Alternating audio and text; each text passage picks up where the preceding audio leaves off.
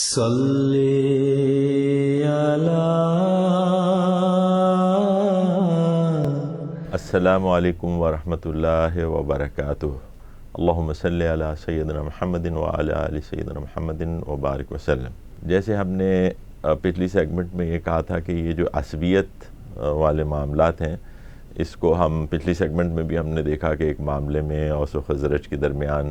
کچھ ایک مقابلے کی کیفیت پیدا ہو گئی تھی، اور کبھی کبھی یہ عصبیت جو ہے یہ ایک پازیٹیو وہ بھی بن جاتی ہے، ایک طرح کا پازیٹیو ایموشنز کے اندر تبدیلی آ جاتی ہے۔ جب آپ مقابلہ کر رہے ہوتے ہیں، قبیلے کی بنیاد پہ ہو یا ایتھنیسٹی کی بنیاد پہ ہو، لیکن پازیٹیو مقابلہ ہو جس کے نتیجے میں اچھے نتائج، بہتر نتائج حاصل کرتے ہیں، تو ایسی عصبیت سے کسی کو انکار نہیں۔ لیکن عصبیت جہاں ایک دوسرے کا حق مارا جائے، جہاں انصاف نہ ہو، وہ دراصل ہمارے پیش نظر نہیں ہونی چاہیے، بلکہ اس قسم کی عصبیت اس میں کوئی وہ نہیں ہے، یہ تو ہے، ایک نیچر میں ہے۔ اور اس نیچر کو دیکھیں، Islam it's a religion of nature. یہ جو عصبیت ہے کہ جی میری قوم، میرا قبیلہ، میری جگہ کے رہنے والے، میری زبان بولنے والے، ان کو آپ کسی میدان میں آپ مقابلے کے لیے دوسروں کے ساتھ وہ کریں، ایسے کہ ایک پازیٹیو کمپٹیشن ہو، اس میں آپ آگے نکلیں، دوسرے آگے نکلیں، سبقت لے جائیں ایک دوسرے سے، اسی طرح ترقی ہوگی، اسی طرح چیزیں آگے بڑھیں گی۔ تو یہ جو ایک بات ہے اوس و خزرج کے درمیان، یہ اسی طور کی ہے کہ ہم نے دیکھا کہ خزرج کے جو لوگ تھے، انہوں نے محمد ابن مسلمہ اور دیگر افراد نے کعب ابن اشرف کو، جو کہ اپنی دشمنی میں مسلمانوں کی بہت آگے نکل گیا تھا، اس کا اسیسینیشن، اس کا قتل ہوا تھا۔ یہ بنو نذیر کے جو ان کو جو بے دخل کیا گیا، اس سے پہلے کا واقعہ ہے۔ تو اس کے بعد اوس جو تھے وہ ایک طرح سے یہ محسوس کرتے تھے کہ یہ تو ہم سے بازی لے گئے، یہ تو آگے نکل گئے، اتنا بڑا کام انہوں نے کر دیا آپ صلی اللہ علیہ وسلم کے ایک دشمن کو، اور اسلام کے ایک بہت بڑے دشمن کو، جس سے ہمیں بہت خطرہ تھا اور جس سے ہم بہت چیزیں ہمارے خلاف وہ کرتا رہا تھا، مسلمانوں کے خلاف، اور آپ صلی اللہ علیہ وسلم اور امہات المومنین اور مسلمان خواتین کے بارے میں جو وہ حرز سرائی اور جو شعر گوئی وہ کرتا تھا۔ تو وہ ان کو یہ احساس تھا اوس کو کہ جی ہم نے ایسا کچھ نہیں کیا، تو وہ آپ جیسے میں نے کہا نا پازیٹیو کمپٹیشن، تو وہ اس چیز میں اپنا پارٹیسپیٹ کا وہ کرتے ہیں، ہم بھی کوئی ایسی چیز کریں گے۔ تو اب ایک جو اسی قسم کا ایک شخص اور بھی ہے جس کا اسیسینیشن ہوا ہے، اور جیسے ہم نے کہا کہ یہ بعض مواقع پہ ایسے لوگ تھے جن کو رسول اللہ صلی اللہ علیہ وسلم کے ایما پر، ان کے کہنے پر اسیسینیٹ کیا گیا۔ ان جنرل یہ بات، اس میں کوئی شک نہیں ہے کہ آپ رحمت للعالمین ہیں، لیکن بعض مواقع پہ ایک بڑے فتنے کو اور ایک بڑے نقصان سے بچنے کے لیے آپ صلی اللہ علیہ وسلم نے اگر ایسا کیا ہے تو وہ بالکل سیرت کا حصہ ہے، اور اسے ہمیں اس کو کسی شرمندگی کی کوئی ضرورت نہیں ہے، بالکل صحیح کیا جو کچھ کیا، اور ایسے ہی ہونا چاہیے تھا، ورنہ ایک بہت بڑی تعداد میں لوگوں کو نقصان پہنچتا، مسلم حکومت کو نقصان پہنچتا ایک شخص کے قتل سے۔ یہاں تو ہم کہتے ہیں کہ کسی طاقت نے ورلڈ وار 2 کے اندر ایٹم بم گرا دیا 2 مقامات پہ، اور لاکھوں لوگ اس میں مار دیے، اور اس میں جو اس کا وہ کرائیٹیریا تھا وہی تھا کہ اگر ہم یہ نہیں کرتے تو یہ جنگ چلتی رہتی اور کئی لوگوں کو نقصان ہوتا۔ تو لاکھوں لوگوں کو مار کے شاید ہزاروں لوگوں کو سیو کر لیا، لیکن یہاں ایک آدمی کے اسیسینیشن سے، بہت بڑے فتنے سے، جو اسٹیٹ نے ایک طرح کا ایک وہ کیا نا، ایک اسٹیٹ اسپانسرڈ سے، جب آپ صلی اللہ علیہ وسلم تو اسٹیٹ ہی تھے، وہ اسٹیٹ کے ہیڈ تھے۔ یہ تھا اس کا نام تھا ابو رافع خیبر کے علاقے میں رہتا تھا، اور یہ وہ شخص تھا جس نے یہ ابھی کیمپین ہوئی تھی ٹرینچ والی یا خندق والی، اس میں بھی، اور اس کے بعد اور اس سے پہلے یہ کفار کی اور غفتان کی، جو کہ ایک بہت بڑا قبیلہ تھا، اس کی بہت بڑے پیمانے پہ فائنینشیل سپورٹ وہ کرتا تھا، مدد کرتا تھا۔ فائنینشیل سپورٹ اس لحاظ سے کہ ان کو رسد پہنچانا، ان کے لیے ان کے معاملات میں ان کی مدد کرنا، کہ جب وہ جنگ کے لیے نکلیں تو پھر وہ ان کی ساری تیاریاں جو ہے، ظاہر finance was an important thing, تو وہ فائنینسر تھا اس ساری کیمپین کا۔ تو اس کی اسیسینیشن کا جو وہ ذمہ تھا، وہ اوس نے اپنے ذمے لیا، اور ابو عتیق نامی ایک شخص تھے جن کے ساتھ 3-4 اور لوگ تھے جو کہ خیبر گئے اور خیبر میں جا کر انہوں نے اس کے مکان کا جائزہ لیا، اور کسی طریقے سے وہ پوری ڈیٹیل میں جانے کی اس وقت موقع نہیں ہے، لیکن انہوں نے بہرحال وہ اس کے گھر میں کسی طریقے سے پہنچ گئے اور اپنی جان پر کھیل کر ابو عتیق نے، جو کہ اوس سے تعلق رکھتے تھے، انہوں نے اسے جہنم رسید کیا اور پھر واپس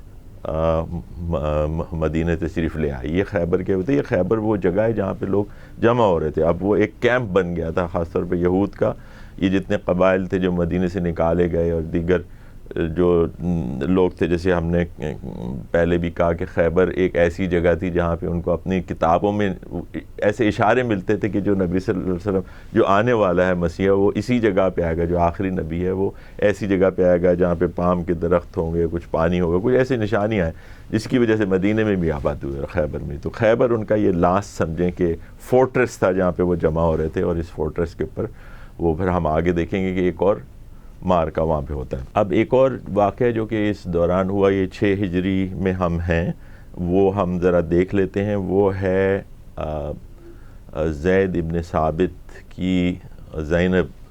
رضی اللہ تعالیٰ عنہ سے نکاح کا اور پھر طلاق کا، جس کو لے کر بہت باتیں بنائی گئی ہیں۔ 2 رسول اللہ صلی اللہ علیہ وسلم کے نکاح ہیں جس کے بارے میں کفار نے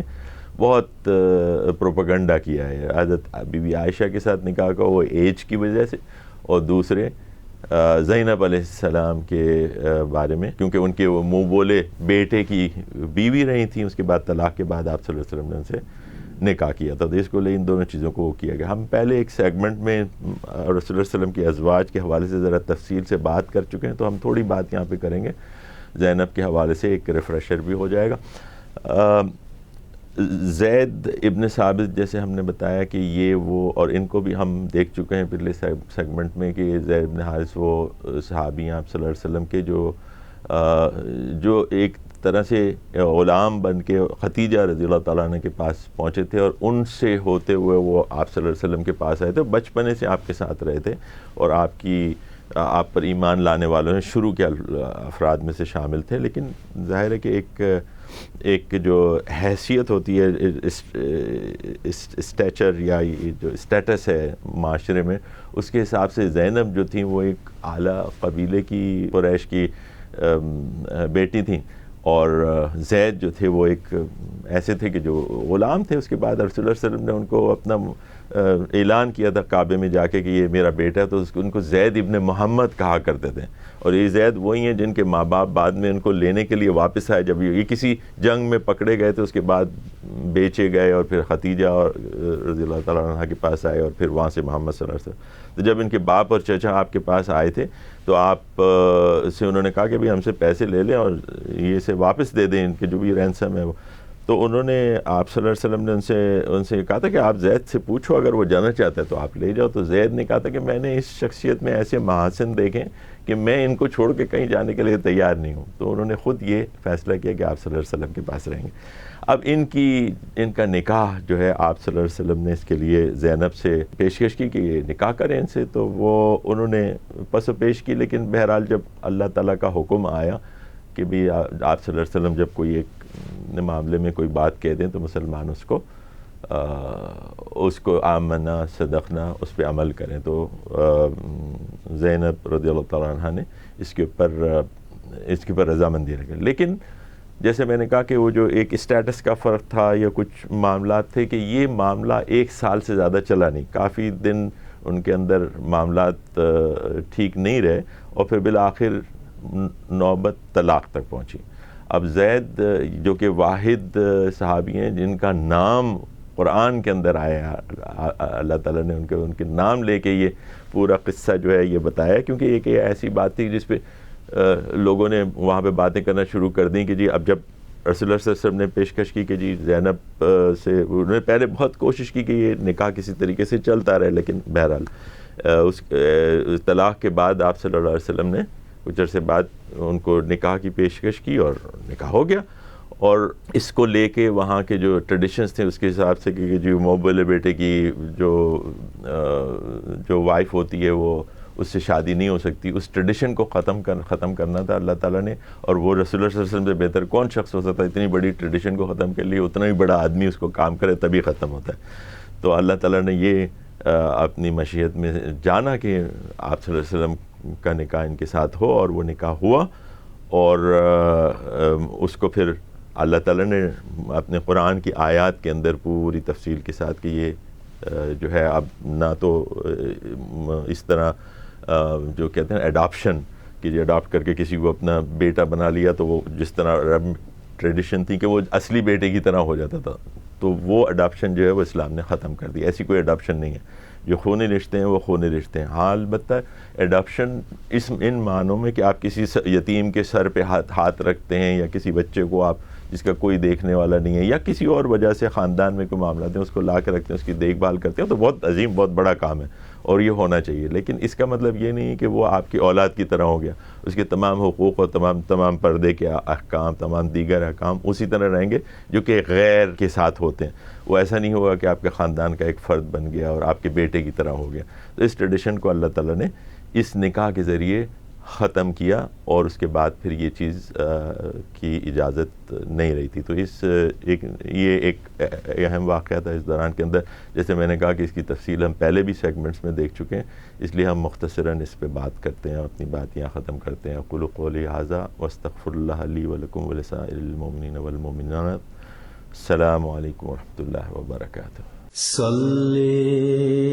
علی